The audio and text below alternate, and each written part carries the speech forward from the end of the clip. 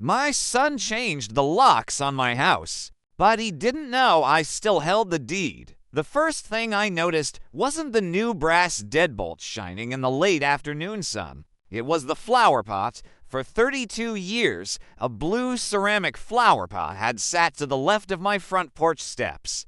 Every spring, I planted white petunias because my wife, Linda, said they reminded her of the little flowers that grew behind her grandmother's farmhouse. After Linda passed away 5 years earlier, I kept planting them. It became less about gardening and more about keeping a promise that no one else even knew I'd made. Now the pot was gone. In its place stood a sleek black planter filled with ornamental grasses that looked as if they'd been chosen from the front page of a home design. Magazine. I set my overnight bag down on the porch and stared at it for a long moment. Well, I murmured to myself, that single quote's different. The rehab center had discharged me that morning after 6 weeks recovering from hip replacement surgery. My neighbor, Frank Wilson, had insisted on driving me home from the hospital in Pittsburgh all the way back to Ashwood. "You sure you don't want me to stay a few hours?" Frank had asked as he pulled into my driveway. "I'll be fine," I'd answered with a smile. "You've already done more than enough." Frank looked uncertain. "If you need anything, I know where you live." He laughed, squeezed my shoulder, and drove away. I watched his truck disappear around the corner before turning toward the porch that Linda and I had built ourselves. During the summer of 1994, every board on that porch had passed through my own hands. Every nail. Every railing. Every memory. The second thing I noticed was the welcome mat. It no longer read "Welcome, friends." Instead, it said, "Home is where new beginnings grow." I frowned. Melissa. That sounded like something my daughter-in-law would buy. Still, I tried not to jump to conclusions. Maybe Ethan wanted to surprise me by freshening up the place while I recovered. He'd had a difficult few years, losing his sales job during the factory downsizing, taking contract work wherever he could find it, trying to raise two teenagers who seemed to outgrow their shoes every 3 months. Life wasn't easy for young families anymore. If replacing flower pots made Melissa happy, who was I to complain? I reached into my pocket, pulled out my house key, slid it into the lock. It stopped halfway. I blinked, pulled it out, turned it over, tried again. Nothing. Maybe? My hands were stiff. I adjusted my glasses, inserted it more carefully. The key wouldn't even enter the cylinder. Not close. Not even a little. I leaned. Closer. Brand new lock. Different brand entirely. For several seconds, I simply stared. Then I laughed. Well, that's embarrassing. I knocked. No answer. I knocked again. Louder. A dog barked somewhere inside. That surprised me. I didn't own a dog. Footsteps approached. The door opened. Melissa stood there wearing leggings and an oversized sweatshirt, holding a coffee mug. She looked almost as surprised to see me as I was to see her. "Oh, just that. Oh, hi, Melissa. You. You're back." "I certainly hope so." Neither of us spoke for a few seconds. Finally, I lifted my key. "I think the locksmith gave you the wrong lock." She didn't smile. Instead, she looked over her shoulder into the house before stepping outside and gently closing the door behind her. That small movement tightened something deep inside my chest. "Where's Ethan?" I asked. "He's at work. I'll wait." Her fingers tightened around the mug. Double quotes. Maybe. Maybe that's not the best idea. I frowned. "I'm afraid I don't understand." She took a slow breath. "Ethan was going to explain everything." "When?" "This weekend. I came home today." I know, there was genuine discomfort in her face now. Not anger. Not arrogance. Something closer to guilt. "What exactly is going on?" She opened her mouth, closed it again, then quietly said, "He thought you'd be staying at the rehabilitation center another week. I was discharged early." No, neither of us moved. The breeze carried the scent of freshly cut grass from somewhere down Maple Street. Children laughed several houses away. The whole neighborhood continued as though nothing unusual were happening. Yet I was standing on my own porch, unable to enter my own house. Finally, I asked the question that had begun forming the moment my key failed. Melissa. Yes. Why were my locks changed? She looked at the porch floor. Then she whispered, because we live here now. For a second, I honestly thought I'd misheard her. I'm sorry. We moved in. We. Me. Ethan. Lily. Ben. My grandchildren.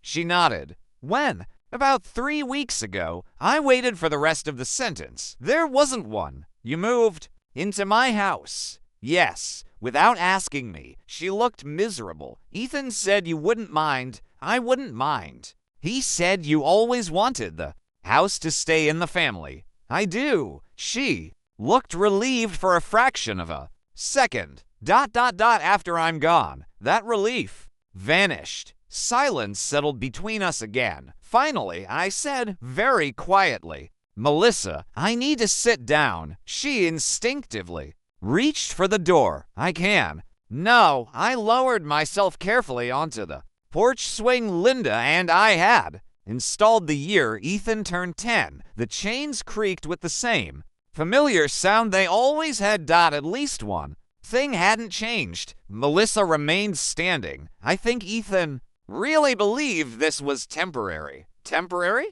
Until you decided what you wanted. I already decided. She didn't answer. I looked toward the driveway. There were 2 unfamiliar vehicles parked beside my old pickup. One belonged to Ethan. The other was hers. Children's bicycles leaned against my garage. Someone had painted the mailbox, the curtains inside every front window were different. I suddenly realized why the house had felt strange before I even reached the porch. It no longer looked like my home. It looked like someone else's. The front door opened behind Melissa before either of us noticed. A teenage girl stepped out carrying a backpack. Lily? Melissa said quickly. My granddaughter froze. Grandpa? She hurried down the steps and carefully hugged me. Mindful of my cane, I thought you weren't coming home until next week, so I've been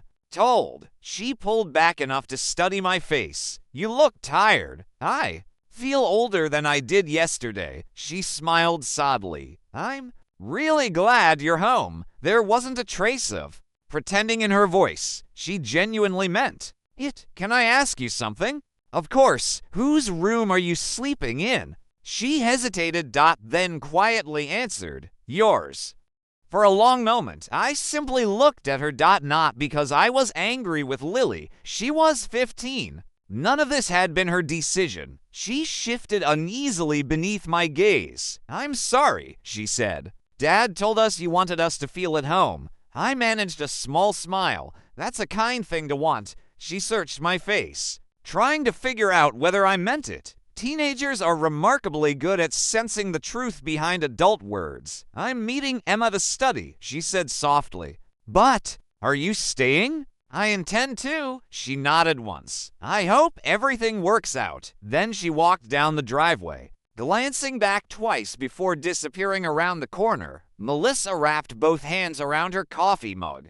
I really am sorry. I believe you. I wanted Ethan to wait. You told him that. She nodded immediately. I said we should talk to you first. And he kept saying you wouldn't want the house sitting empty while you were recovering. Empty? I couldn't help smiling, though there wasn't much humor in it. My furniture was inside, my clothes, my photographs, my wedding album, my tools, my life. I know, so it wasn't exactly empty. She lowered her eyes. No, the front door opened. Again. This time a boy came, bursting onto the porch with headphones around his neck, a basketball tucked beneath one arm. Ben. 13 years old now, tall enough that I had to look up slightly while sitting. He nearly tripped when he saw me.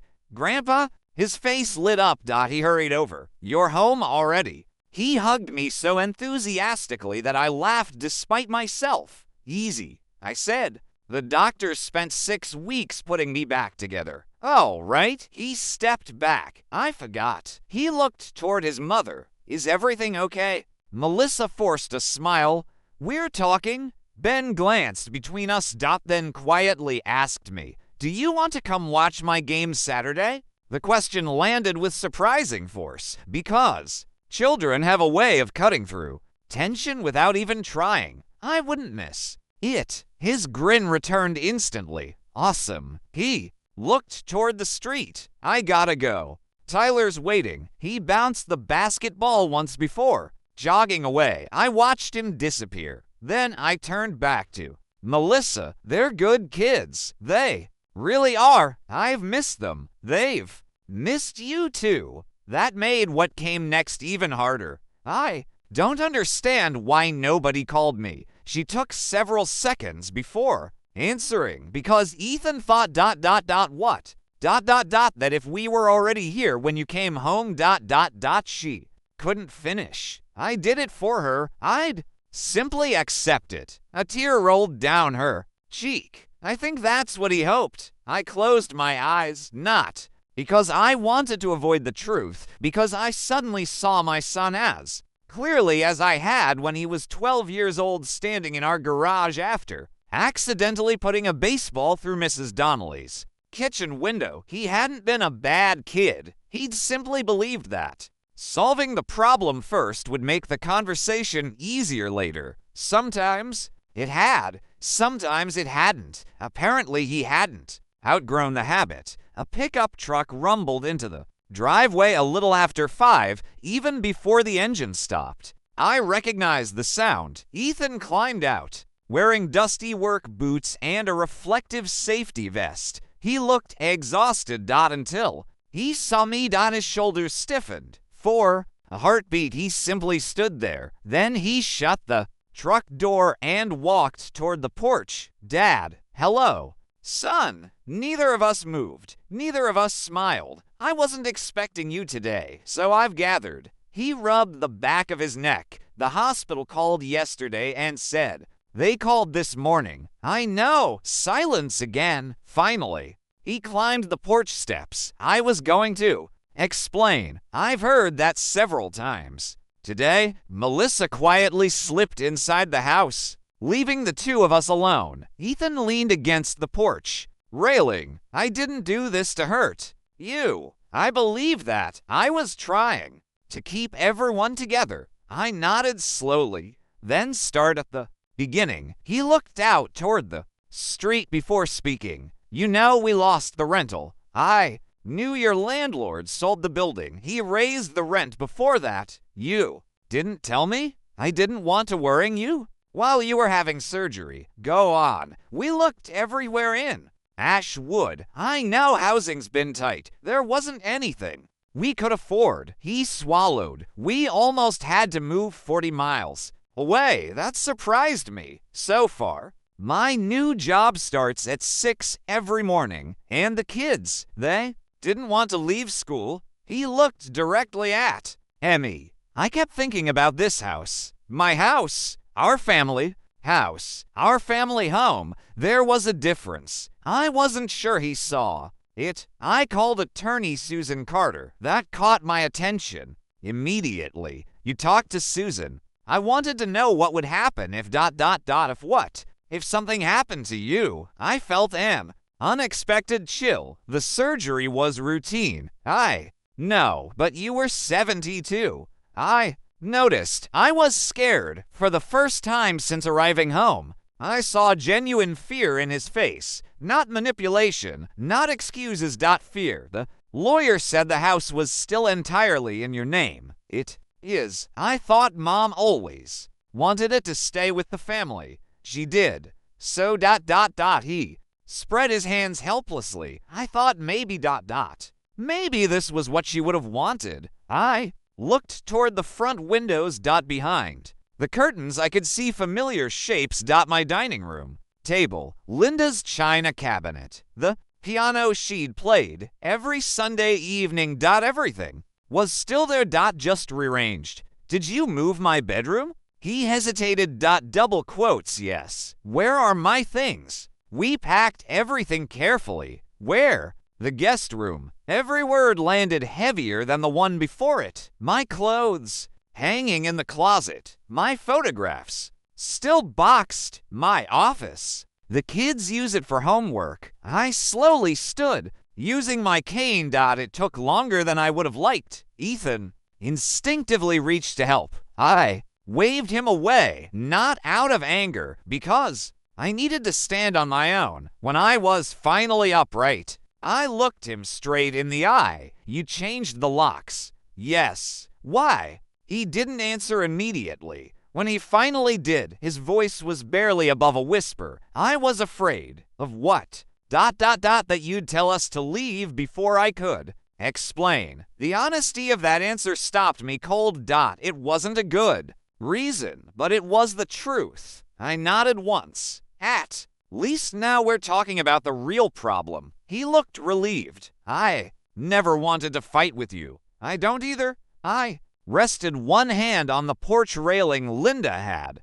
varnished herself nearly 30 years earlier. This house has sheltered 3 generations of our family. It has, and I would gladly have opened my door to every one of you. His eyes brightened, but the hope faded from his face. You took away my choice. Neither of us spoke. A screen door slammed. Somewhere across the street, a lawn sprinkler hissed to life. Ashwood settled into another quiet summer evening, while father and son stood only a few feet apart, separated not by distance but by one decision that could not be undone. Finally, Ethan reached into his jacket pocket. Without saying a word, he placed a small ring of keys in my hand. I had another copy made yesterday. I looked down at them. They were warm from his pocket. You should never have needed these, he said. I closed my fingers around the keys but made no move toward the front door. Instead, I asked the question that had been quietly forming in the back of my mind since Melissa first said they lived here now. Double quotes. Ethan. Yeah. Exactly who told you it would be all right to move into this house before speaking to me? He frowned. I wasn't the only person who thought it was a good idea. Who else? He hesitated just long enough for me to know the answer mattered. Then he said softly, someone from the bank called me after seeing the rehab paperwork. And what they told me about this property doesn't make any sense. For several seconds, I didn't respond. The evening breeze stirred the maple leaves overhead, and somewhere down the block a screen door creaked shut. A banker called you. I finally asked. Ethan nodded. I didn't know him. What was his name? I honestly don't remember. That answer bothered me more than I expected. You spoke to someone about my property and don't remember his name. He rubbed his forehead. It happened fast. Walk me through it. He took a slow breath. A few days after you went into rehab, I got a voicemail. On your cell phone? Yeah. What did he say? He introduced himself as someone from First Ashwood Community Bank. I frowned. I've banked there for nearly 40 years. I know. He said he needed to discuss the Harper property. My property, right? And you called him back. I almost didn't. So why did you? Because he knew your name. That wasn't unusual. Ashwood wasn't a large town. People recognized families, but something still felt off. What happened next? He asked if I was your son, and you said yes. I did. What else? Ethan shifted uncomfortably. He said there were some future planning issues that families often overlooked. I folded my arms carefully, mindful of my healing hip. That's a strange way to start a conversation. I thought so too. What exactly did he tell you? He asked whether we discussed what would happen with the house, and I said not really. He looked embarrassed. Then he said something like, sometimes it's easier for families to settle into a home before difficult transitions occur. The words hung in the air. I stared at him. Those were his words. Close. You remember that part? I Guess because it sounded important, or persuasive. I looked past Ethan toward the street where Linda used to wave to every passing neighbor from this very porch. This doesn't sound like anyone at the bank. I figured they handled estates. Not like that. He frowned. You don't think? I think someone crossed a line. Melissa stepped quietly back. Outside, I found the voicemail. Both Ethan and I turned. You saved it. I never delete anything. She held up her phone. It's still here. Hope flickered inside me.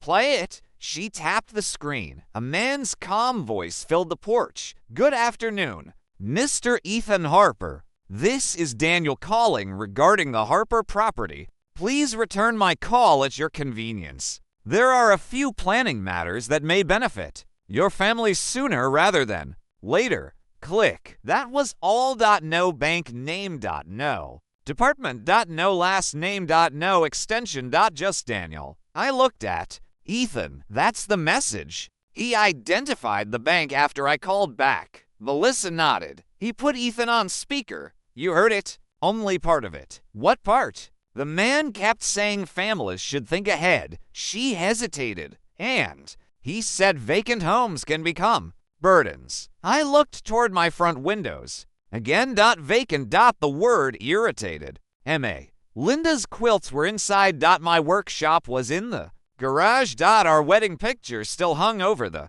fireplace. A house filled with a lifetime of memories wasn't vacant simply because its owner spent a few weeks recovering from surgery. Did he ever tell you to move in? I asked. Ethan hesitated. No, but he asked whether we had somewhere stable to live. And I said we were running out of options. What did he say then? He said ... double quotes. Ethan stopped. His eyes drifted toward the driveway. He said opportunities don't always wait. Silence settled over us. I had spent 38 years running Harper Hardware on Main Street before retiring. One lesson had served me well in business and in life. People rarely made major decisions because of a single sentence, but the right sentence, spoken at the right moment, could nudge someone already leaning toward a choice. Whoever Daniel was, he'd known exactly which direction Ethan was leaning. The question was why. A familiar pickup rolled slowly into the driveway. This one I recognized immediately. Frank Wilson climbed out, carrying a casserole dish wrapped in a towel. He stopped halfway across the lawn. Double quotes. Well, his eyes moved from me to Ethan. I picked one interesting evening to bring dinner, despite everything. I chuckled. You always did have good timing. Frank walked onto the porch. I made Linda's chicken casserole. You made? My daughter helped. That sounds more believable. He laughed. Then his expression became serious. I'll come back. No, I said. Stay. Ethan nodded in agreement. Frank handed the casserole to Melissa before turning to me. Everything okay? Not exactly. Within a few minutes, Frank knew the broad outline. He listened without interrupting. When Ethan mentioned the mysterious phone call, Frank's eyebrows rose. First Ashwood.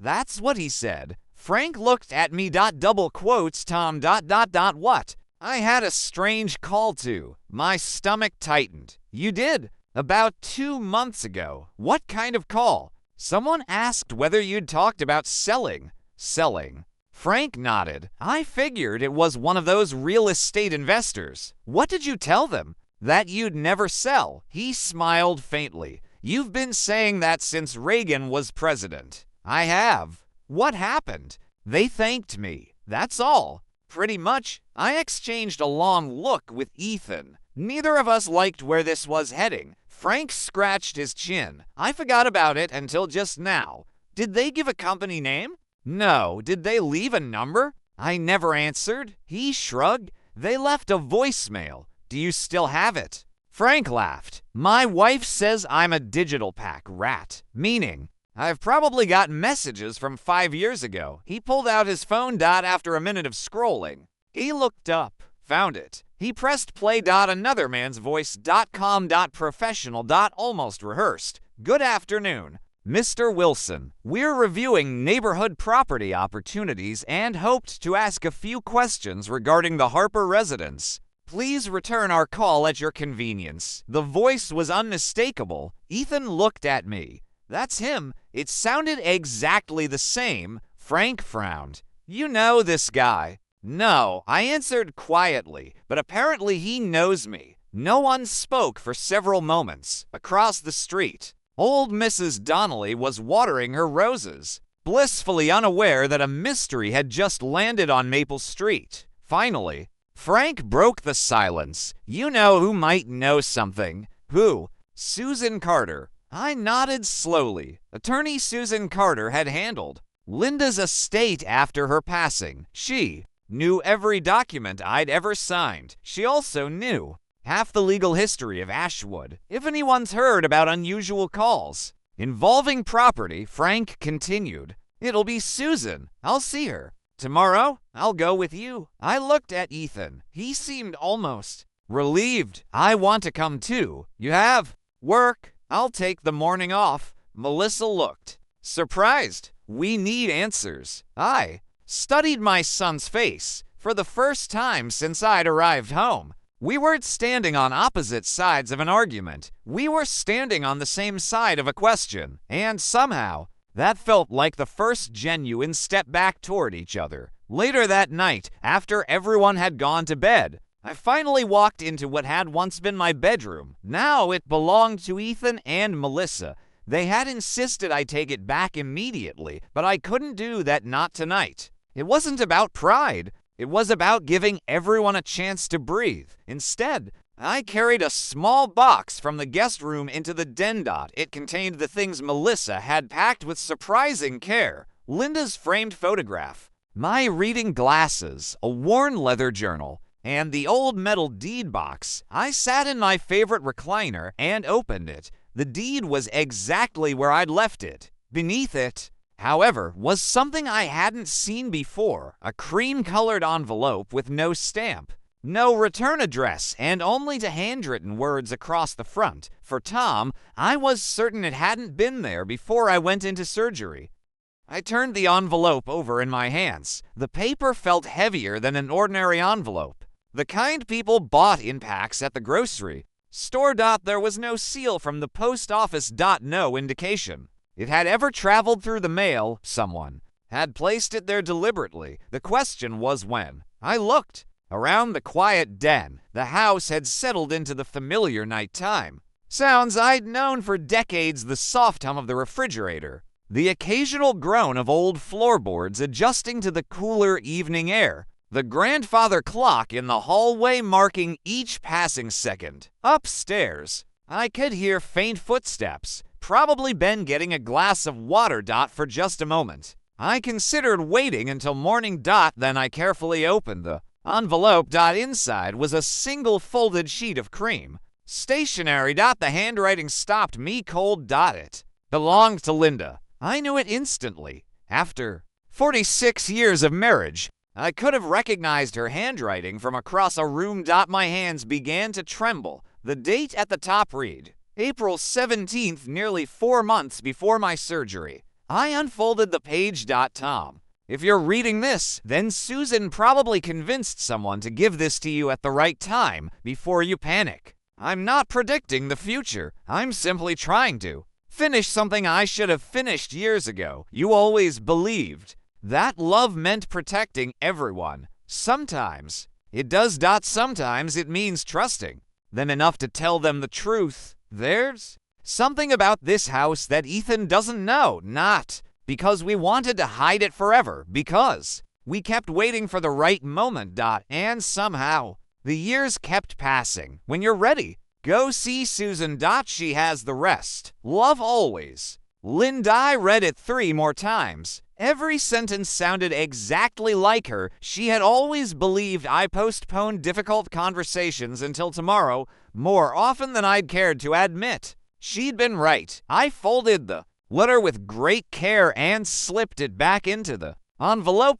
There was only one person in Ashwood who could explain how Linda had written me a letter months before my surgery. Attorney Susan Carter. Sleep didn't come easily. By 6:30 the next morning, I was already sitting on the back porch with a cup of coffee. The backyard looked almost unchanged. The old oak tree still shaded the swing Ethan had insisted on keeping long after he was too old for it. Linda's vegetable garden had become smaller over the years, but Melissa had clearly been tending it. Tomato vines climbed fresh stakes. The basil smelled wonderful in the morning air. A screen door opened behind me. Melissa stepped outside. I thought I heard someone. I've always been an early riser. She smiled. Ethan too. I remember. She hesitated before sitting in the chair beside me. I wanted to thank you for what you could have demanded we leave last night. I could have. You didn't. I looked toward the garden. No family solves anything at midnight. She laughed quietly. That's probably true. For several minutes, we simply watched a pair of robins hopping across the lawn. Finally, I asked, "Did you plant those tomatoes?" She nodded. "Your granddaughter did." Lily? She wanted the garden to stay alive. That touched me more than I expected. She remembered your wife teaching her how to pinch the little shoots. I smiled despite myself. Linda would have liked that. Melissa's eyes softened. I wish I'd known her longer. So do I. Another silence settled between us.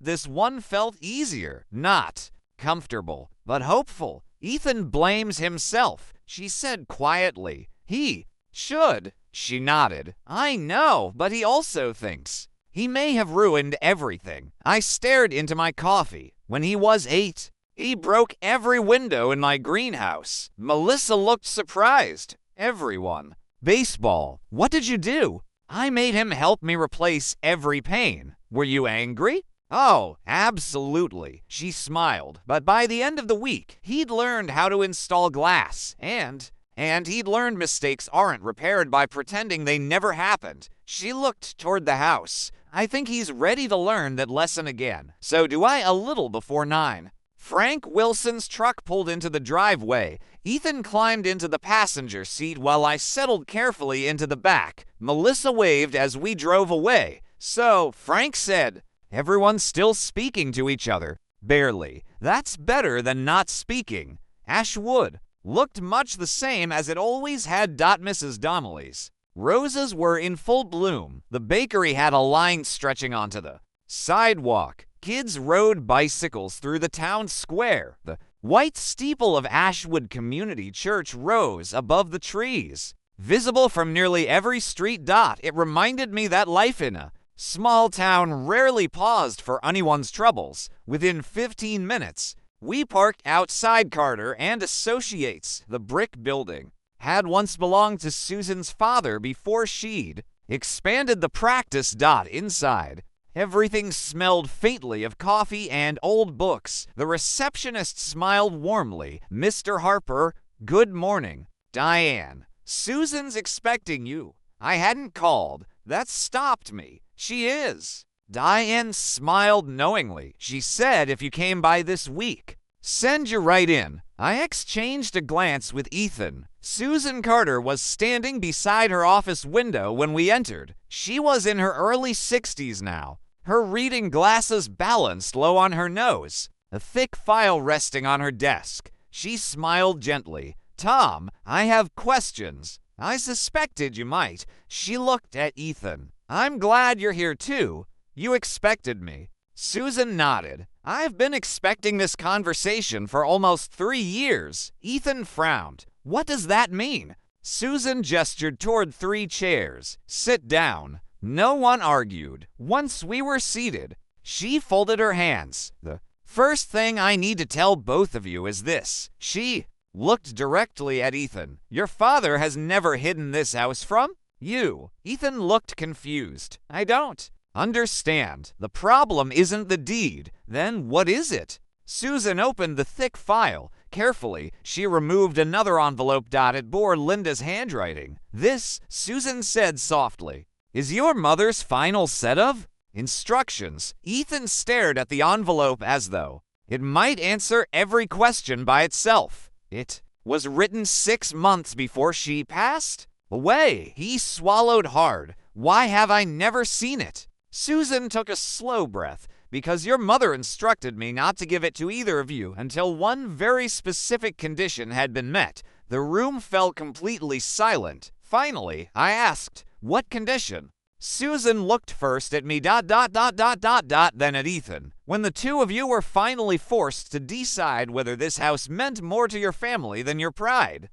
Susan let the silence settle before placing the envelope on the desk. Neither Ethan nor I reached for it. For years, I had believed there were no surprises left where Linda was concerned. We'd shared nearly everything. We finished each other's sentences, argued over paint colors, celebrated birthdays with the same friends, and sat together on this very street watching Ashwood's 4th of July parade every summer. Now I realized she'd left behind one final conversation. Susan looked at me. Your wife asked me to guide this carefully. I never knew. No. She slid the envelope toward Ethan instead of me. She wanted you to open it. His eyes widened. Me. Susan nodded. She was very specific. Ethan looked at me. Are you sure? I gave a small nod. If your mother wanted you to read it first, then that's what we'll do. He broke the seal with noticeably unsteady hands. The paper crackled as he unfolded it. He began reading silently. Within seconds, the color drained from his face. Susan waited patiently. After another moment, she said, read it aloud. Ethan swallowed. Then he began. My dear Ethan, if you're reading this, then your father is sitting somewhere nearby, probably wondering why I didn't simply tell both of you everything while I was alive. The answer is simple, because neither of you was ready to hear it. Tom believes he has to carry every burden alone. You believe asking for help is the same as failing. You inherited more from your father than either of you realizes. If you're reading this together, then life has finally created the conversation I always hoped you would have. This house is not the most valuable thing your father owns. The trust between the two of you is. Protect that first. Everything else can be repaired. Ethan stopped to collect himself before continuing. There is something your father never knew. The summer after he finished building the front porch, I quietly met with Susan and updated my will. Not because I expected to die, because I wanted to leave both of you a choice instead of a burden. Susan has the documents. Listen before either of you argues. With all my love, Mom. Ethan lowered the letter. The room was completely still. Susan opened the file. Your mother established a family occupancy agreement. I frowned. I've never heard those words before. You wouldn't have. It was designed to remain inactive unless several conditions occurred. What conditions? She consulted the paperwork. First, the property had to remain solely in your name. It has. Second, no mortgage could be placed against the home. I paid it off 12 years ago. She nodded. Third, if an immediate family member experienced a genuine housing emergency, you would have the legal option to grant them long-term occupancy while retaining complete ownership. Ethan looked confused. So Dad could have let us live there? Yes, he wouldn't have lost the house. No, I looked at Susan. Why didn't anyone tell me this existed? Because Linda asked me not to. I leaned back in the chair. Why? She believed you would refuse to consider it until you absolutely had to. She wasn't wrong. I would have insisted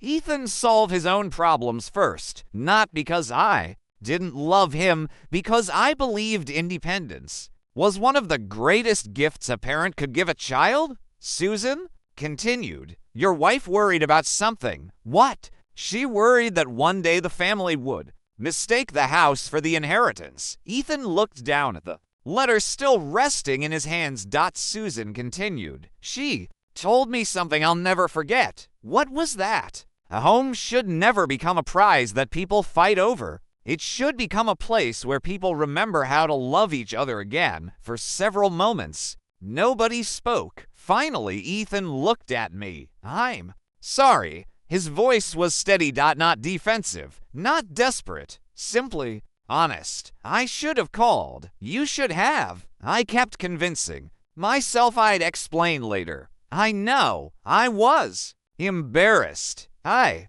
know that too. He looked directly at me. I wasn't trying to take your home. I believe you. I was trying to keep my family together. The words landed differently now. Yesterday I had heard excuses. Today I heard fear. There was a difference. Susan quietly closed the file. I think Linda hoped this would happen. I raised an eyebrow. This? You finally listening to each other instead of assuming the worst. Frank chuckled from the corner of the office. I've known both of you for 30 years. We turned toward him. You Harper men are experts at fixing broken shelves. He smiled. But you're terrible at fixing broken conversations. Even Ethan laughed.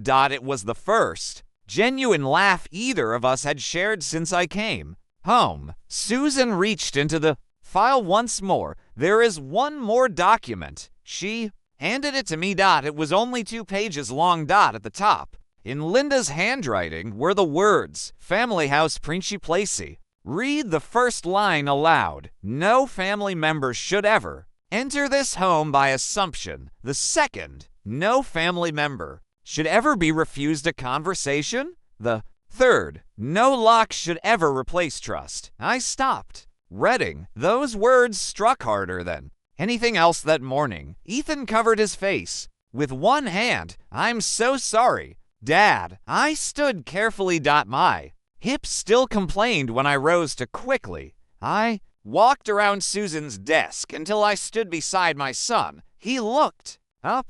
I can't undo what I did. No, I wish I could. I know. I placed one hand on his shoulder. What happens next is more important. His eyes searched mine. You mean that? I do. He nodded slowly. I'll move out. The sentence came quickly, almost automatically. I shook my head. We'll decide together. You'd let us stay. I'll let my family stay. His shoulders relaxed for the first time since yesterday, but I added, there will be rules. A faint smile appeared. I figured, no changing locks. He laughed. Fair. No moving my workshop. I wouldn't dare. And every Sunday evening, I paused, remembering Linda sitting at the old piano, double quotes, we all eat dinner together. Ethan smiled through damp eyes. I think Mom would like that. I think she planned on it. As we left Susan's office,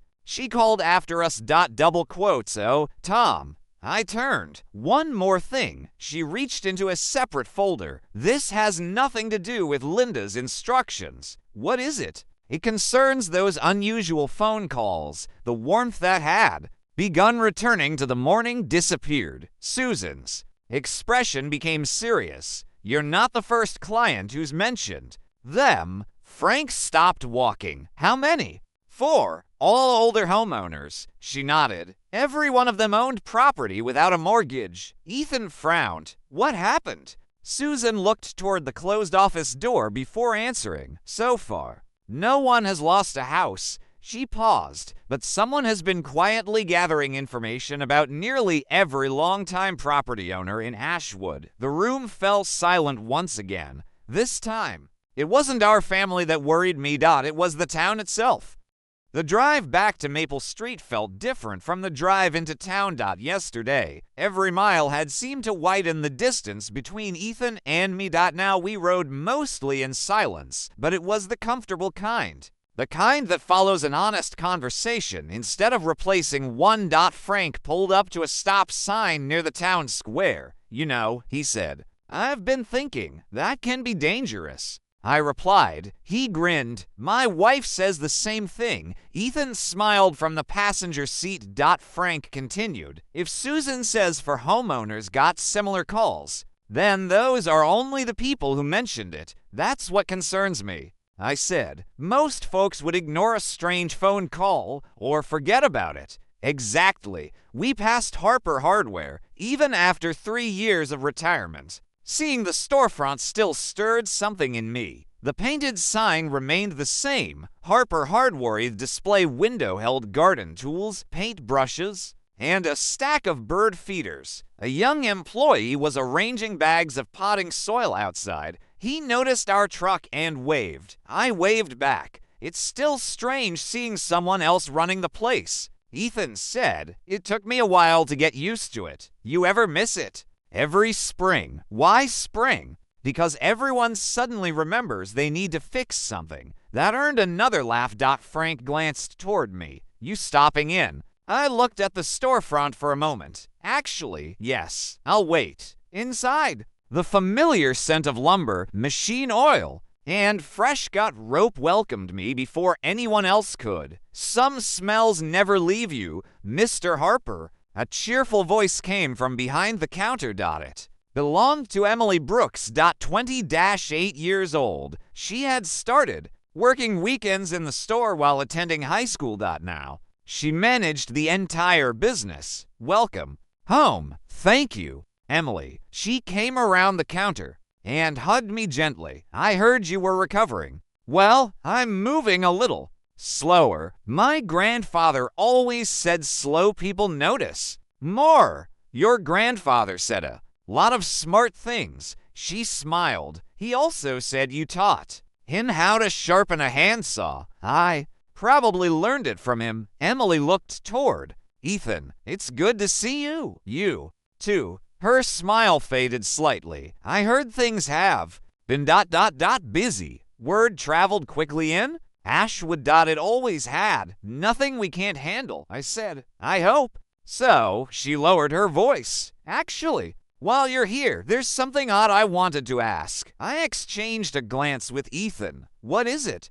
"A man came into the store last month asking questions." "What kind of questions?" "He wanted directions." "To where?" "Your house." My attention sharpened immediately. "What did he look like?" Emily thought for a moment. "Late 50s, gray hair, navy jacket." He sounded local until he started asking street names. "You'd never seen him before?" "No." "What did he want to know?" "He asked whether Maple Street had changed much over the years." "Anything else?" "He asked whether the Harper place still had the original lot lines." Ethan frowned. "What does that even mean?" Emily shrugged. "I thought he was a surveyor." "Did he say he was?" "No." "What did you tell him?" "That if he wanted property information, he should visit the county records office." "Did he?" "I don't know." She hesitated, but before he left... What? "He bought a tape measure." Frank raised an eyebrow. "A tape measure?" Emily nodded. "One of the 50-foot steel ones." I looked at Ethan. Neither of us spoke. It wasn't suspicious by itself. People bought tape measures every day. Still, something about the conversation bothered me. Emily leaned on the counter. "I almost forgot." She reached beneath it. "He left this." She placed a small notepad on the countertop. "Found it near the register. The top page had been torn away. Faint impressions from the writing remained. Years of filling out order forms had taught me to notice things like that." I tilted the pad toward the light. "There were partial words pressed into the paper. Mapliker Nergarager fence." Frank noticed them, too. "Looks like someone took notes." Emily nodded. "I kept meaning to throw it away." "You mind if I take it?" "Please." I slipped the pad into my jacket pocket. It might be nothing, but lately, too many small things were beginning to point in the same direction. When we stepped back onto Main Street, Ethan stopped walking. "Dad." "What?" "I need to tell you something else." I looked at him. I almost didn't because I was embarrassed. "What is it?" "The day we moved in... He paused. "I found someone in your backyard." I stared at him. "What?" "I thought it was a utility worker." "Why?" "He was standing near the fence with a clipboard." "You talked to him?" "For maybe 30 seconds." "What did he say?" "He asked whether we'd recently purchased the property, and I said no." "What happened then?" "He apologized. For what? Said he had the wrong address. Did you believe him? At the time, I thought about the notes. Rear fence.garage.corner. It no longer sounded like the wrong address. Frank folded his arms. This is getting stranger by the minute. Before I could answer, someone called my name from across the street. Tom. I turned. It was Reverend Daniel Miller from Ashwood Community Church. He crossed the street with his usual unhurried pace. I heard you were home. As of yesterday. He shook my hand warmly. It's good to see you on your feet. They're still a little unreliable. He smiled. They'll improve. His expression became more thoughtful. I was actually hoping to speak with you. About what? The church office received an unusual visitor 2 weeks ago. I felt the same tightening in my stomach that I'd felt at Susan's office. What kind of visitor? A gentleman asking about longtime members. Frank sighed. Here we go. The Reverend nodded. He was especially interested in people who had lived in Ashwood for decades. Did he mention me? Yes. What did he ask? He wondered whether you still lived alone. Ethan looked stunned. You told him? I told him that church records are private. The Reverend's voice grew firmer. He seemed disappointed. Did he leave a name? He signed the visitor book. Good. The Reverend's expression changed. Unfortunately, he gave a small, apologetic smile. The signature was completely illegible. We stood together on the sidewalk while people continued shopping around us. Cars rolled past. Children carried ice cream cones across the square. To anyone watching, it looked like for neighbors catching up on a pleasant summer afternoon. Only we knew that a stranger had been quietly asking questions all over Ashwood. Questions that all seemed to lead back to one place. My home. Rachel looked from one face to another as though she had accidentally stepped into the middle of a conversation. She did not understand. He offered her a small smile. You have not done anything wrong. I was beginning to wonder. You may actually have helped us. She relaxed a little. If there is anything else in our records that might be useful, I would be happy to look.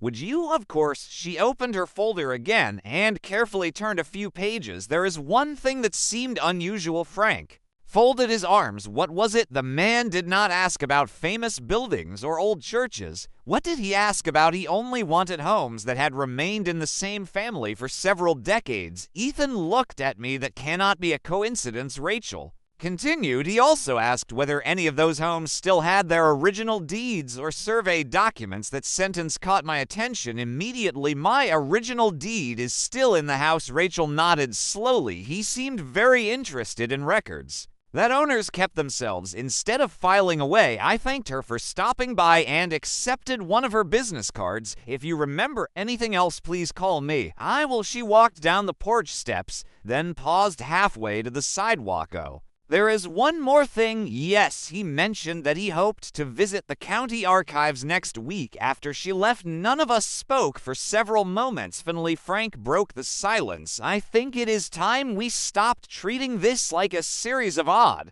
little encounters. I agree. Ethan looked thoughtful. If someone is collecting information, there has to be a reason, and reasons usually leave a trail. Frank nodded. So where does that trail begin? I looked toward the old filing cabinet in the corner of the den with paperwork. The filing cabinet had belonged to Lynn Dash. Believe every receipt, every warranty, every insurance paper, and every tax record deserved its own neatly labeled folder. For years, I had teased her about it. No, I silently thanked her on our later. The dining room table had disappeared beneath stacks of folders. Mesa organized documents by yearly sorted. Photographs been carefully carried. Dusty boxes from the hall closet as though they contained crystal. Frank read through old property tax statements. Ethan examined survey maps. It felt less like searching for a mystery and more like one of those family weekends when everyone pitched in to paint a fence or clean out the garage. Anybody complained to be argued late in the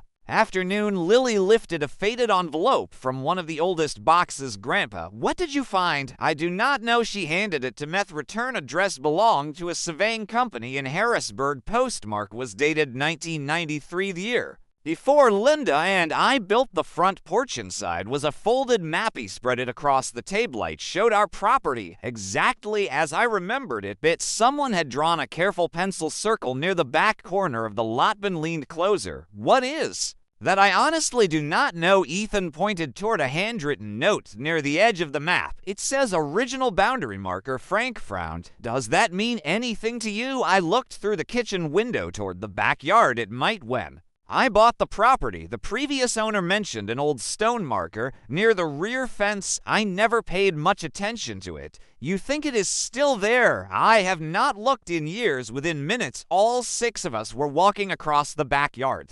Afternoon sun filtered through the old oak tree while cicadas hummed somewhere beyond the fence. They led everyone toward the far corner where the grass grew a little thicker beneath the shade there. I pointed near the base of the fence. I remember it being somewhere around here. Ben knelt first. I found something. He brushed away loose leaves and dirt with his hands. A flat gray stone slowly appeared beneath the soil about 8 inches. Acrosone corner had been chipped away. Long Aga Frank crouched beside him. That certainly looks old. I carefully cleared the remaining dirt with a small garden trowel as more of the stone became visible. Ethan noticed something carved into its surface. There are letters. Melissa leaned closer. I can only make out. So can I wiped away. Another layer of dirt. Carving became clear. Not initials, not numbers, just to neatly cut words. Property Linnon of us spoketh. And Frank quietly looked toward the woods beyond the fence. If someone has been asking questions about old deeds and original survey markers, he paused. They may have been looking for this all along. Frank remained crouched beside the weathered stone, his fingertips tracing the shallow carving with surprising care. I have seen plenty of old boundary markers, he said, but I have never seen anyone take this much interest in one. Ethan looked toward the tree line beyond the fence. Do you think someone came back here while we were gone? I think someone may have tried to find this exact spot, I answered. Ben stood and brushed the dirt from his knees. It was almost completely covered. That happens over time, I said. Leaves fall, soil shifts, grass grows. Before long, people forget what is underneath. Lily folded the old survey map and held it against the stone.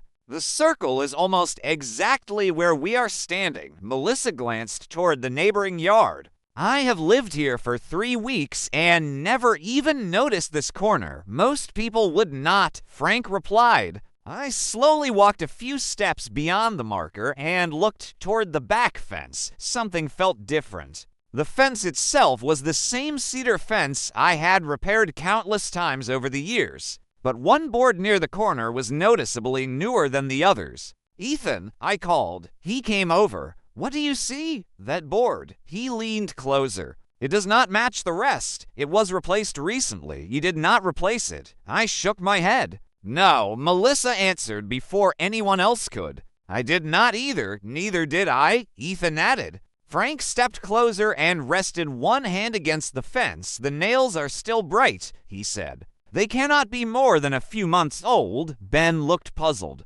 Maybe a neighbor fixed it. Maybe, I said, though I did not believe it. The board sat directly beside the old property marker that seemed far too convenient. Just then a familiar voice drifted over the fence. Tom, is that you back there? I smiled despite everything. It is. George, our neighbor, George Brooks, appeared through the gate separating our yards. George was 76, retired from the railroad, and had lived next door almost as long as I had. He noticed everyone gathered around the corner of the yard. Looks like I missed something interesting, Frank chuckled. You usually do. George laughed before his expression turned curious. What are you all looking at? I pointed toward the stone. Do you remember this old boundary marker? George adjusted his glasses. I remember it very well. You do? Your previous owner showed it to me back in the 80s. My attention sharpened. Did he ever say why it mattered? George nodded slowly. He always claimed people forgot where the original line actually was. Frank looked at him. Did anyone ever argue about it? Not seriously, George answered. Although I do remember something from a few weeks ago. Ethan and I exchanged another glance. What happened? George scratched his chin. I was sitting on my porch early one morning when I saw a fellow standing near your back fence. My pulse quickened. What did he look like? Gray hair, maybe late 50s. Wearing a navy jacket despite the warm weather, the description matched Emily's visitor almost perfectly. What was he doing? George thought for a moment. He had a measuring tape stretched along the fence. Ben's eyes widened. Like the one from the hardware store, George nodded. He rolled it back up as soon as he noticed me watching. Did you speak with him? I asked whether he needed help, and he smiled, apologized, and said he was verifying old survey records. Did he say who hired him? No, George replied. Then he got into a dark sedan and drove away. Silence settled over the backyard. Not the uncomfortable silence of yesterday. This was the silence that comes when scattered pieces finally begin fitting together. George looked around at all of us. I take it he was not supposed to be here. No, I said quietly. I do not think he was. Just then Lily, who had remained beside the stone, called out, "Grandpa, there is something else." We all turned toward her. She was pointing at the edge of the marker. Half hidden beneath decades of packed soil was a narrow strip of tarnished metal. At first, it looked like an ordinary piece of rusted iron. Then the sunlight caught it. It reflected just enough for me to recognize what it really was. It was not part of the stone at all. It was the corner of a small metal box buried directly beneath the original property marker. Everyone instinctively stepped closer. Ben was the first to whisper, "Do you think somebody buried that?" "I think we are about to find out," I said. I knelt carefully beside the marker while Ethan steadied me by the elbow. The soil was surprisingly loose around the edges of the box. That alone caught my attention. "This dirt has been disturbed recently," Frank said. I was thinking the same thing. George leaned on his cane. If someone dug here, they were either interrupted or they found what they wanted. Melissa disappeared into the garage and returned with a small hand shovel. I thought this might help. Good thinking, working slowly. I cleared the remaining dirt from around the object. Within a few minutes, the entire box was visible. It was made of galvanized steel with a small brass handle on top. About the size of an old recipe box, there was no lock. Just years of dirt pressed into every corner. Ben could hardly contain himself. Open it. I looked around at my family. Every face reflected the same mixture of curiosity and uncertainty. Finally, I lifted the lid. The hinges protested with a long creak. Inside lay several neatly wrapped bundles protected by waxed cloth. The top bundle contained folded papers. Beneath it rested a small leather pouch. And underneath that was a black and white photograph. I picked up the photograph first. The image showed two men standing in this very backyard. One was the previous owner of my house. I recognized him immediately. Mr. Collins had sold me the property more than 30 years earlier. The second man was unfamiliar. He wore a dark suit and held a rolled survey map beneath one arm. On the back of the photograph, someone had written in careful handwriting, "Original agreement completed, June 1982, Frank frowned. What agreement? I have no idea. Ethan unfolded the first bundle of papers. Most of the pages were survey sketches. Several carried official county stamps. One page immediately stood out. Across the top was a handwritten title, Private Boundary Memorandum. Melissa looked over his shoulder. I have never heard of that. Neither have I replied. Ethan read the opening paragraph aloud. The undersigned property owners acknowledge the original boundary markers and agree that no future alterations shall be made without written consent from both parties. George nodded slowly. That sounds like something neighbors would sign years ago. It does, but why bury it? Nobody had an answer. Lily opened the leather pouch. Inside were several small brass markers no larger than coins. Each carried a stamp number. Ben picked one up carefully. What are these for? Survey reference markers, Frank answered. They help establish exact property lines. Melissa looked toward the woods beyond the fence. So someone has been looking for paperwork about property boundaries, asking questions about old deeds, measuring fences. And standing right here beside this marker, it certainly appears that way. Just then, Ethan noticed one final folded sheet tucked beneath the photograph. Unlike the other papers, it looked much newer. The paper was white instead of yellow. The ink had barely faded. "There is no date," he said. "Read it." He unfolded the page. His expression changed almost immediately. "What is it?" I asked. "It is only one sentence." He looked up at me before reading it aloud. "If this box has been opened, someone has already discovered what was hidden beneath the old maple tree." Every head turned at once toward the enormous oak that shaded nearly half my backyard. I slowly shook my head. "That cannot be right." Ben looked confused. "Why not?" "Because there has never been a maple tree in this yard," I said. George suddenly drew in a sharp breath. "There was," he said quietly. We all looked at him. "It stood exactly where your garage is now," George continued. "It was cut down before you bought the house." A chill passed through me. The garage had been built by the previous owner only months before I purchased the property. I looked toward the weathered building where I had spent countless evenings repairing lawnmowers, sharpening tools, and teaching Ethan how to swing a hammer. For the first time since moving into the house all those years ago, I found myself wondering what had been beneath that concrete floor before the garage was ever built, and whether someone had been searching for it ever since.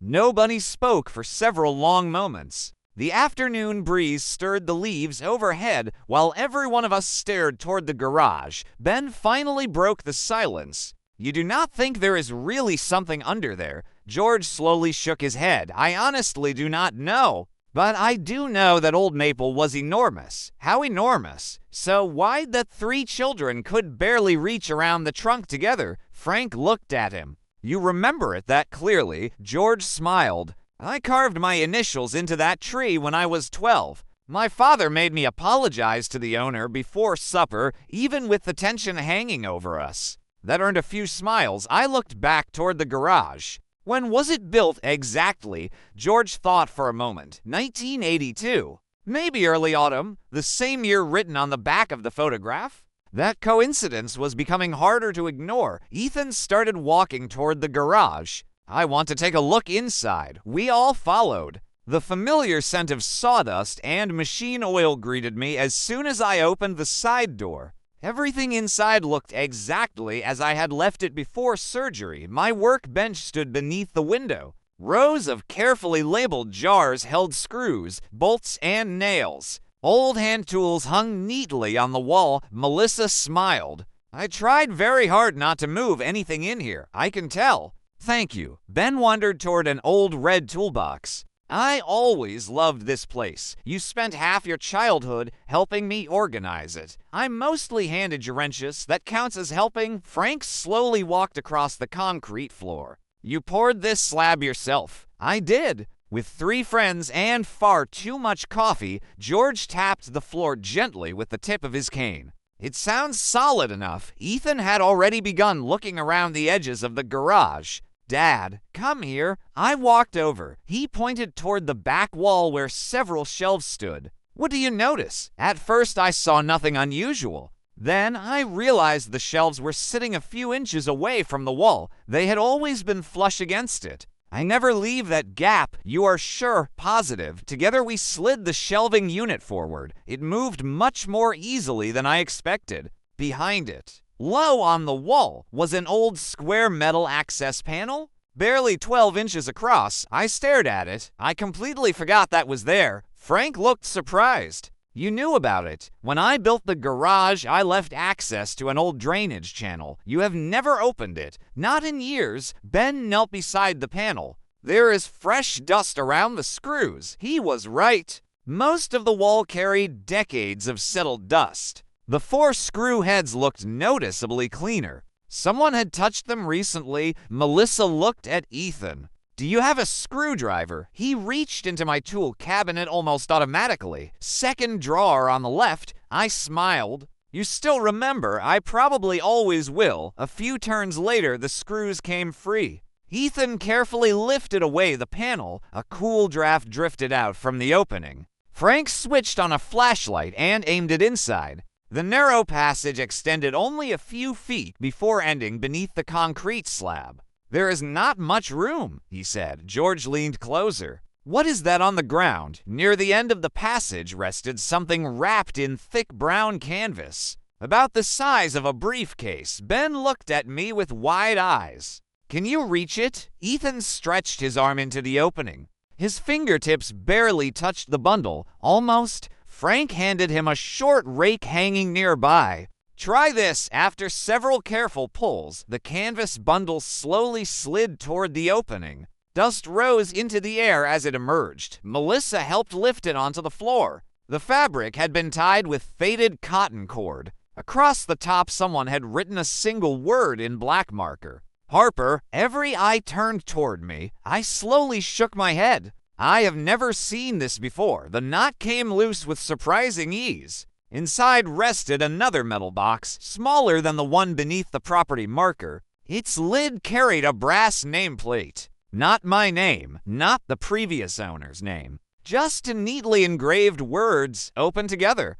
For a long moment, nobody moved. The words on the brass plate seemed to hold everyone in place. Ben looked from the box to me. "What do you think it means?" "I think whoever left it wanted more than one person to see what was inside." Frank nodded. "That sounds about right." Ethan rested one hand on the lid. "I am not opening it unless you are ready." I looked around at everyone standing in the garage. Melissa, Lily, Ben, Frank, George, my son. The people I trusted most were all here. "I think this counts as together." Ethan smiled slightly. "I think Mom would agree." He slowly lifted the lid. Inside was no money, no jewelry, no hidden treasure. Instead, there was a thick leather binder, a folded American flag wrapped in protective cloth, 3 cassette tapes, and a sealed envelope. The binder lay on top. Its cover carried embossed lettering. "Harper Family Records." I frowned. "I have never owned this." George leaned closer.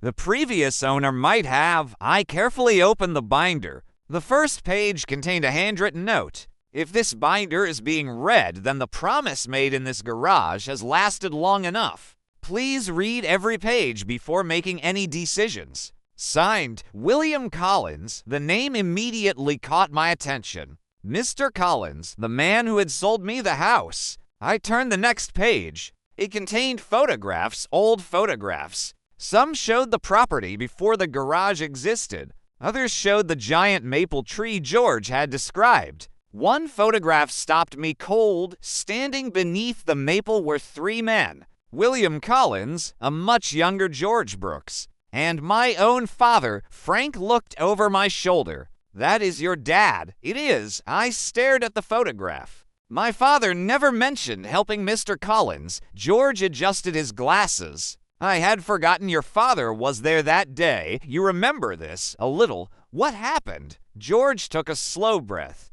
"I was only a teenager, but I remember the grown men talking about protecting something." "Protecting what?" "I never knew." I turned another page. The binder contained handwritten meeting notes dating back almost 50 years. Most discussed maintenance of shared fences, storm damage, tree removal, drainage, nothing unusual. Then one page carried a different heading. Community Trust Agreement. Frank quietly read the first paragraph. "This is not about land at all. It is about people," Melissa said. The agreement explained that several longtime homeowners on Maple Street had quietly agreed to help any family on the street facing unexpected hardship. Sometimes with money, sometimes with repairs, sometimes simply by providing a temporary place to live. No organization, no public recognition, just neighbors helping neighbors. Every contribution remained anonymous. Every family promised to continue the tradition if they were ever able. My throat tightened. I recognized one's signature immediately. My father's. Another belonged to William Collins. Another to George. Frank smiled softly. "My parents signed something just like this over on Oak Street." George nodded. "Different neighborhoods had similar arrangements years ago." I looked toward Ethan. "This is what your grandmother used to call taking care of your own." He slowly nodded. "I never knew any of this existed." Neither had I. The folded American flag remained untouched inside the box. I lifted it carefully. Beneath it rested a small brass key taped to an index card. The card carried another short note, County Safety Deposit Box 14. Last opened October 1998. George suddenly blinked. 1998. What is it? I asked. That was the year William Collins passed away. Frank looked at the key. So, whatever is in that box has been waiting almost 30 years. The sealed envelope remained at the bottom. Across the front, someone had written, "To the next keeper of the promise." I looked around the garage. "I do not think this belongs to me alone." Ethan nodded. "Read it." I carefully opened the envelope. Inside was a single typed letter. "Whoever now holds this box should know that the greatest strength of Ashwood has never been its buildings or its land. It has always been its people. If this agreement has survived into your hands, then continue it. Do not let fear make neighbors into strangers. Do not let money become more important than family. And never allow a house to become worth more than the people living inside it." There was no signature, only one handwritten sentence beneath the typed page. If someone comes asking about the agreement before you choose to share it, trust them carefully. For not everyone searching for old property records is searching for land. Some are searching for the families who kept this promise alive. A silence settled over the garage, unlike any we had shared before. This time it was not built from uncertainty, it was built from understanding. Then Lily quietly spoke from the back of the group. "Grandpa." Yes, she was holding one of the cassette tapes. "There is handwriting on this one." She turned it toward us. The label read, "Interview with Eleanor Harper, recorded June 1985. I felt my breath catch. Eleanor Harper was my mother. I had not heard her voice in more than 20 years. I reached for the cassette with both hands. For a moment, I simply looked at it. My mother had been gone for more than 2 decades. There were photographs, there were memories. But hearing her voice again was something I had never expected. Ben looked at the cassette. "Can we play it? I do not even know if I still have a cassette player." Melissa smiled. "I think you do." She pointed toward a cabinet above the workbench. "You never throw anything away." I laughed softly. "That is what I always accused Linda of." Ethan opened the cabinet. A thin layer of dust covered several old boxes. After a minute, he carefully lifted out a portable cassette recorder. "I cannot believe this is still here. I used it to record customer inventory years ago." Frank smiled. "If it still works, I will be impressed." We carried everything into the den. The whole family gathered around the coffee table. Ethan installed fresh batteries from the kitchen drawer. He pressed the power button. A small red light came on. Everyone smiled. "I guess they really did build things to last," Frank said. I placed the cassette into the recorder. For just a second, I rested my hand on the play button. Then I pressed it. There was a brief hiss, a click. Then a woman's warm, familiar voice filled the room. "If this recording is playing, then someone finally found Bill's old box." I closed my eyes. It was her, exactly as I remembered. Strong, gentle, always sounding as though she had already thought through every problem before anyone else noticed it. A man's voice laughed quietly in the background. "William Collins," my mother continued. "Tom is probably listening by now. Though he may have a few more gray hairs than he likes to admit." The room erupted with quiet laughter. Even I smiled. "Your grandmother always knew how to tease people," I said. The recording continued. "Tom, if you are hearing this, then I hope you remember something I tried to teach you when you were young." I leaned forward without realizing it. "A house can shelter a family, but only kindness can hold one together." She paused. "I know you have always worked hard, and I know you will someday worrying that you have not done enough." My throat tightened. "Do not waste too much of your life carrying burdens that belong to everyone. Let the people who love you help you carry them." I felt Ethan glance toward me. Neither of us spoke. The recording continued. William Collins finally joined the conversation. "Tom, your mother has been making speeches all morning. So I suppose it is my turn now." More laughter filled the room. I have lived on Maple Street long enough to learn one thing.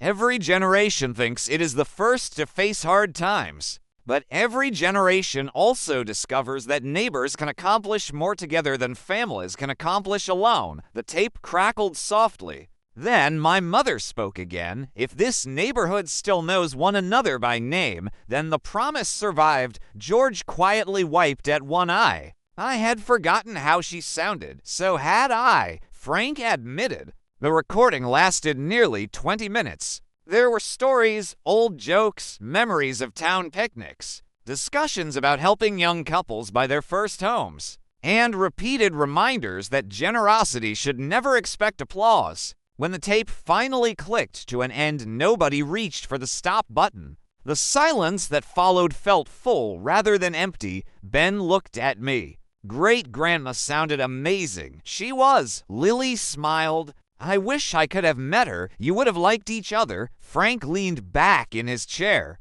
I think that recording explained more than all those papers combined. It certainly explained where I learned half my stubbornness, I said. Everyone laughed. Just then the telephone rang. The old landline in the hallway. Its sharp bell echoed through the house. Melissa stood. I will get it. She disappeared into the hall. A few seconds later, she called back. Tom, it is for you. I do not recognize the voice. I walked into the hallway and picked up the receiver. This is Tom, Harper. There was a brief pause. Then a calm, professional voice answered, Mr. Harper, my name is Michael Reeves. I work at First Ashwood Community Bank. I immediately thought of the mysterious calls. What can I do for you? I believe you recently received a visit from attorney Susan Carter. My grip tightened on the receiver. How do you know that? She asked me to contact you after reviewing some older records. Go on. I believe we have identified the person who introduced himself as Daniel for the first time since this strange chain of events had begun. We finally had a real lead. I glanced toward the living room where everyone was still gathered around the coffee table. They could tell from my expression that something had changed. I am listening, I said into the receiver. Michael Reeves spoke calmly. The man was never employed by First Ashwood Community Bank. I suspected as much. He appears to have introduced himself that way to several residents over the past year. How did you discover that? Two of our customers contacted us after hearing similar stories. We reviewed our records and realized someone had been using our name without authorization. Did you notify the police? Yes. What happened? There was not enough information to identify him at the time. I looked toward the window overlooking Maple Street. What changed today? We found something in our archive room this morning. What was it? An old visitor log from nearly 6 months ago. My heartbeat quickened. He signed it. He did, with his real name. We cannot be certain, but it is the only full name we have. What is it? There was a short pause. Daniel Mercer, the name Rachel had given us at the Historical Society. So it was not an alias. It may not have been. What did he want at the bank? Michael turned a page. He requested historical information about inactive safety deposit boxes. I immediately thought of the brass key resting on my coffee table. Did he gain access to anything? No. Why not? He was told that only authorized individuals could obtain information. So he left. Not exactly. What do you mean? He asked whether any boxes had remained unopened for more than 20 years. My thoughts raced. County Safety Deposit Box 14. Last opened October 1998. Michael continued. At the time, the question seemed unusual. Now it seems important. I agree. There is one more thing. Go ahead. He asked specifically whether any of those boxes were connected to families on Maple Street. I thanked him for calling and slowly returned the receiver to its cradle. When I walked back into the living room, every eye turned toward me. Frank spoke first. Well, he was never from the bank. Nobody looked surprised. But we finally have a name that appears in more than one place. Daniel Mercer. Ethan said. I nodded. And he was asking about old safety deposit boxes months before anyone contacted you. Melissa looked toward the brass key lying beside the binder.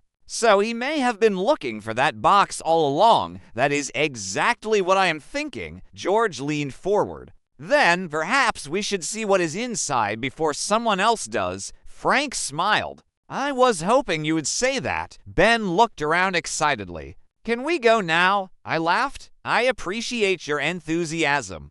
But banks generally close before supper. He looked disappointed. Oh, right. We can be there when they open in the morning. Ethan nodded. I will drive. The evening passed more peacefully than any since my return home. Melissa prepared dinner while Lily set the table. Ben insisted on telling George every detail about the hidden box. Frank promised to return first thing in the morning. For a little while, the mystery faded into the background. Family filled the house again. After everyone had gone to bed, I remained alone in the den. The binder rested open beside Linda's letter. I slowly turned another page. Most of the remaining pages contained handwritten notes about neighbors helping one another through floods, illnesses, layoffs, and difficult winters. Then one loose photograph slipped free and drifted onto the carpet. I picked it up.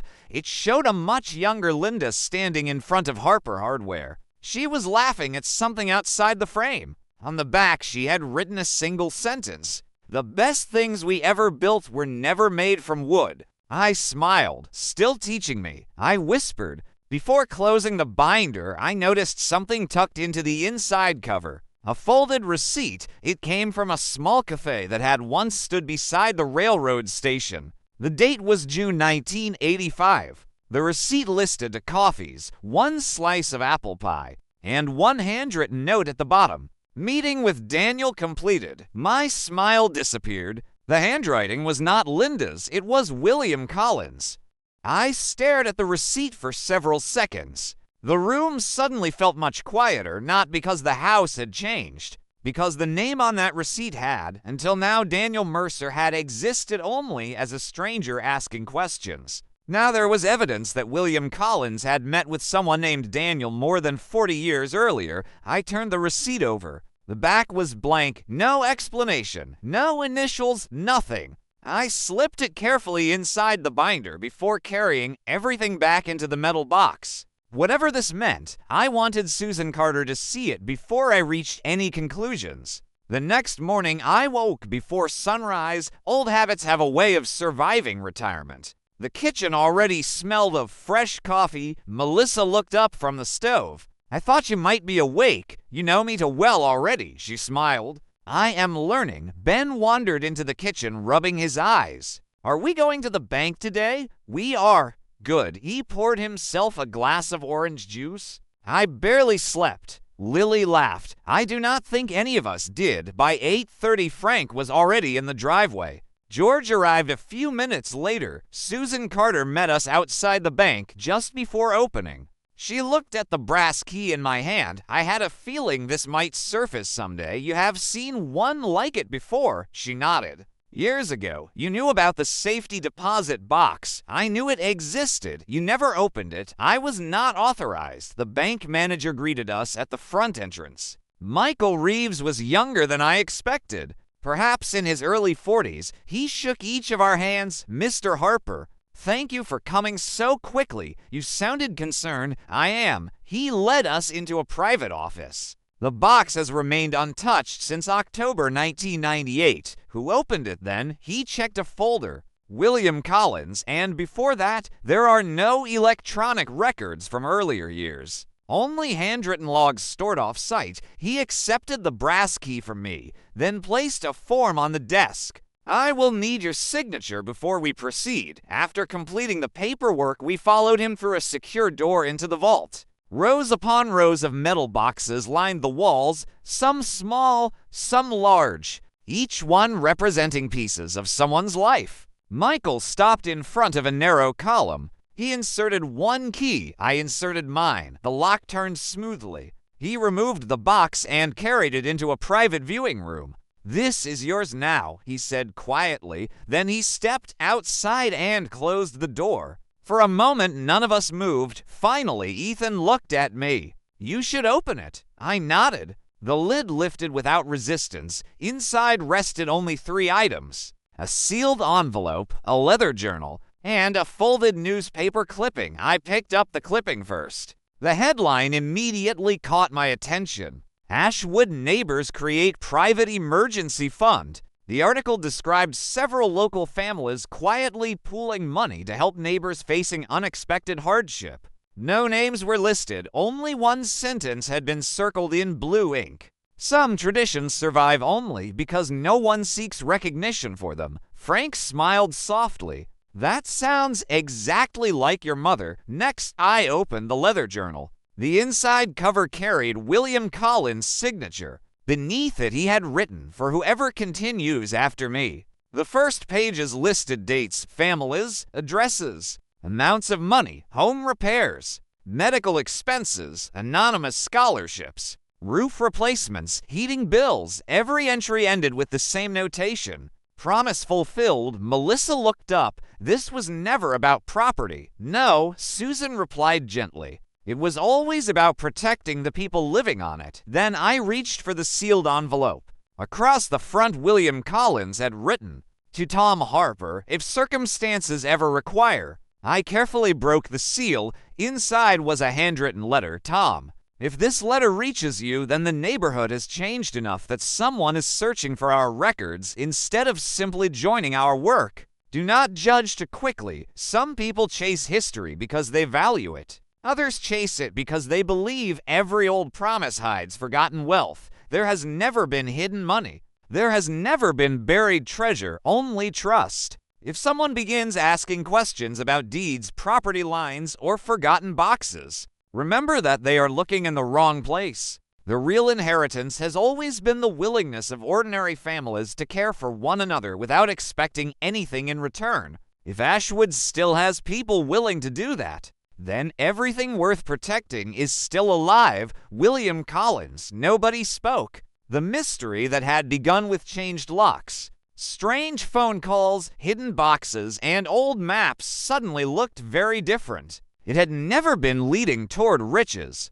It had been leading back to a forgotten promise. Just as I folded, the letter closed. Someone knocked gently on the viewing room door. Michael Reeves stepped inside. "I am sorry to interrupt. What is it?" He held a small business card between two fingers. "We found this caught beneath the drawer when we removed the box. It must have slipped underneath years ago." He handed it to me. The card was old and slightly yellowed. Printed across the top were the words, "Mercer Historical Research Services," on the back in fading blue ink. Someone had written, "Call my son if I am ever gone. He knows where the records continue."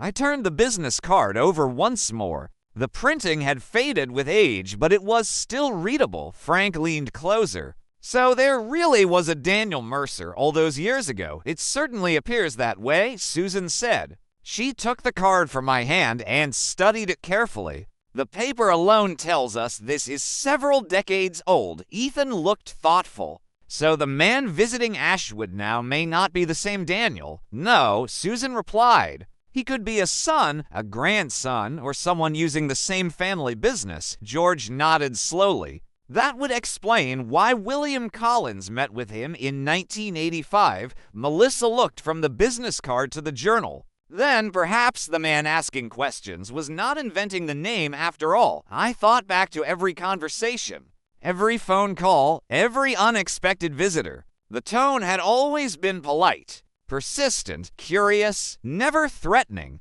Perhaps we had misunderstood the reason behind it." Michael Reeves spoke again. "There is something else I remembered after hearing that name." "What is it?" I asked. "My father worked here before I did. He mentioned the Mercer family once." Susan looked up. "What did he say? That they traveled across Pennsylvania documenting old neighborhoods before records disappeared?" Frank raised an eyebrow. "Like historians, something like that," Michael continued. "They interviewed longtime residents, photographed homes, copied family records with permission. Things like that." I felt the tension inside me ease just a little. "If that is true, then why all the secrecy?" Susan answered before anyone else. "Because people become cautious when strangers begin asking about private documents." She smiled gently. "Especially older homeowners." I could not argue with that. We certainly had been. Back at the house that afternoon, we spread everything across the dining room table one final time.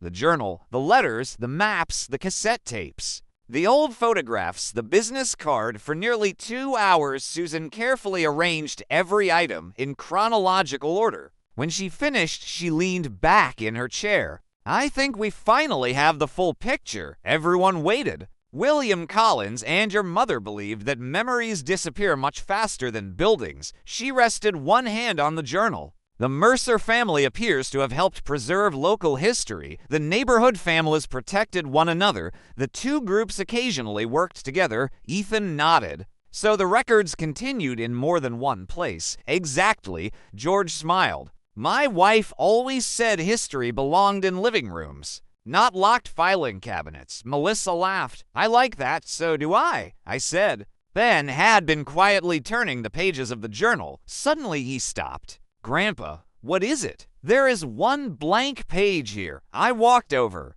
He was right. Every page before it contained entries. Every page after it contained entries. Only one page remained completely empty. At least it appeared empty. Lily tilted it toward the sunlight coming through the dining room window. "There is something there." We all looked closer. Very faint writing appeared where pressure from a pen had marked the paper. Not ink, only impressions. Frank smiled. "I have seen this before." He reached into the kitchen and returned with a soft pencil. "What are you doing?" Ben asked. "Sometimes the writing left on the page above can still be recovered." He gently shaded across the blank page. Little by little, letters began to appear.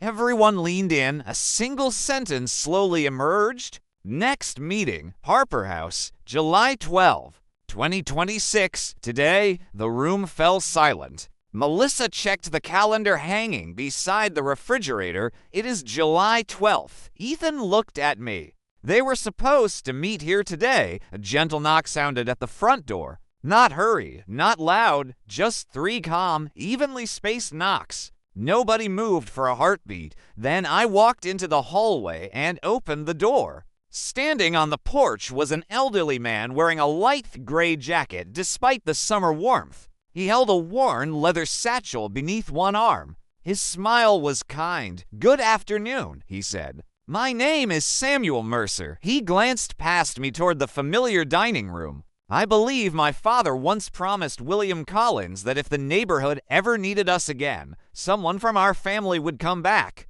For a moment, I simply looked at him, not because I doubted him, because after everything that had happened, the name Mercer no longer sounded mysterious. It sounded familiar. I stepped aside. "Please come in." Samuel smiled warmly. "Thank you." Mr. Harper, as he entered the hallway, his eyes settled on the old grandfather clock. "My father always admired that clock." I raised an eyebrow. "You have been in this house before." "Only once, when, the summer of 1985, George laughed softly from the dining room." I knew I recognized those eyes. Samuel turned. "George Brooks." George stood and shook his hand. "I have not seen you in more than 40 years. I was much younger then." "So was I." The room relaxed almost immediately. Whatever uncertainty had followed the Mercer name began to fade. Samuel placed his leather satchel on the dining room table. "I have been hoping this meeting would happen for a long time." Susan looked at him.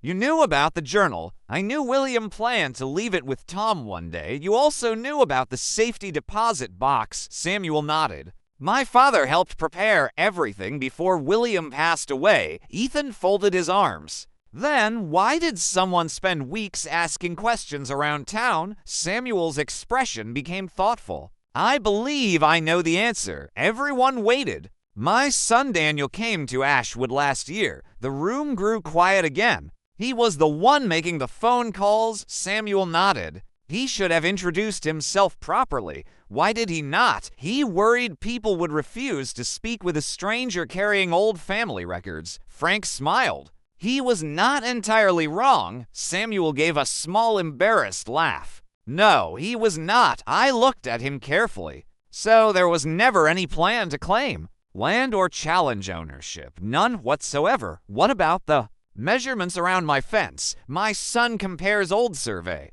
maps with current property lines when documenting historic neighborhoods. The tape measure for accuracy. The questions about deeds he hoped to photograph original documents before they deteriorated beyond preservation. Melissa let out a slow breath. So every strange thing had a perfectly ordinary explanation. Samuel nodded. An unfortunate explanation, perhaps, but an honest one. Ethan smiled for the first time since Samuel had arrived. I wish he had simply knocked on the door, so do I. Samuel opened his satchel. Inside were carefully organized folders and several large albums. My family has spent 3 generations recording the stories of neighborhoods like Maple Street. He removed an old photograph. I believe this belongs here. I accepted it. The picture showed the first neighborhood picnic held after the emergency trust was created. Children chased each other across the grass. Neighbors shared homemade pies. My father stood beside William Collins, laughing about something beyond the edge of the photograph. Near them stood my mother, Linda as a young girl, George, Frank's parents, and several faces I remembered from childhood. Samuel smiled. My father always said photographs become more valuable when the people inside them know one another. Ben could not stop looking at the albums. You have all of these, hundreds more? Samuel answered. Every family that wished to participate received copies. Lily gently turned another page. There is Grandma. Linda appeared again, this time standing outside Harper Hardware shortly after Ethan was born. She was holding him while I struggled to assemble a stroller with obvious frustration. Everyone laughed. I had forgotten that day, I admitted. Melissa smiled. You looked completely confused. I probably was. Samuel reached into his satchel one last time. There is one final item William asked my father to deliver when the time was right. He placed a wooden frame on the table. Inside was a simple certificate. Not official, not expensive, just beautifully handwritten. It read, Maple Street Promise. May every generation leave this neighborhood a little kinder than they found it. Below the words were dozens of signatures, families stretching back nearly half a century. The final signature line remained blank. Samuel looked at me. William believed there should always be room for the next family to continue the promise. I looked around the room. At Ethan, Melissa, Lily, Ben, Frank, George, Susan. Then I picked up the pen resting beside the frame. Instead of signing my own name, I handed it to Ethan. He looked surprised. Dad, you sign first. I cannot do that. You can. This belongs to your generation now as much as mine. His eyes grew damp. Without another word, he signed. Thomas Ethan Harper. Then he passed the pen to Lily. She signed, then Ben, then Melissa. Only after my family had written their names did I add mine beneath theirs. Samuel smiled quietly. My father would have liked that very much. Outside the dining room window, the afternoon sun settled gently across Maple Street. Children rode bicycles, neighbors waved from their porches. Mrs. Donnelly carried a basket of tomatoes across the street for someone who needed them. Nothing about the town looked extraordinary. Yet somehow it felt richer than it had only a few days earlier. Not because of hidden boxes, old journals, or forgotten records, but because a house that had nearly become the center of a family misunderstanding had instead reminded all of us what it had always been built to protect. Just as everyone began gathering the photographs and journals back into their boxes, a delivery van stopped quietly in front of the house. The driver carried a long, narrow package to the porch. There is a delivery for Mr. Thomas Harper, he said. I accepted it. There was no return address. Only a small handwritten note attached with twine. For the next keeper of Ashwood's stories.